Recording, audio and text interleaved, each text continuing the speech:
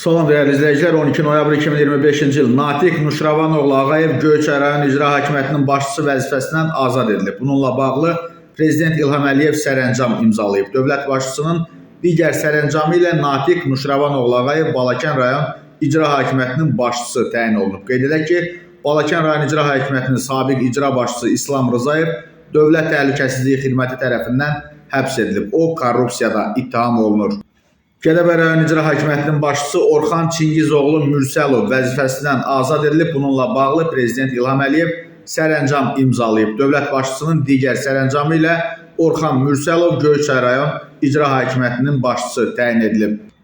Elvin Nazimoğlu Paşayev Göygöl rayon icra hakimiyyətinin başçısı vəzifəsindən azad edilib. Bununla bağlı Prezident İlham Əliyev sərəncam imzalayıb. Dövlət başçısının digər sərəncamına əsasən Elvin Paşayev Qax rayon icra hakimiyyətinin başçısı təyin edilib. Qeyd edək ki, sabiq icra başçısı Musa Şəkiliyev Dövlət Təhlükəsizliyi Xidmətinin keçirdiyi əməliyyatla həbs olunub. Vüqar Vahidoğlu Novruzov Naftalan şəhər icra hakimiyyətinin başçısı vəzifəsindən azad edilib. Bununla bağlı Prezident İlham Əliyev sərəncam imzalayıb. Dövlət başçısının digər sərəncamı ilə Vüqar Vahidoğlu Novruzov Göygöl rayon icra hakimiyyətinin başçısı təyin olunub.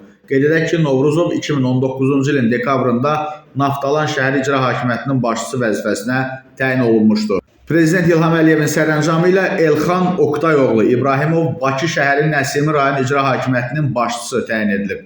İbrahimov bundan əvvəl Kürdəmir rayon icra hakimiyyətinin başçısı olub. Qeyd edək ki, Asif Əskərov 2024-cü ilin sentyabrında Nəsimi rayon icra hakimiyyətinin başçısı vəzifəsindən azad edilib və o hazırda Milli Məclisin deputatıdır.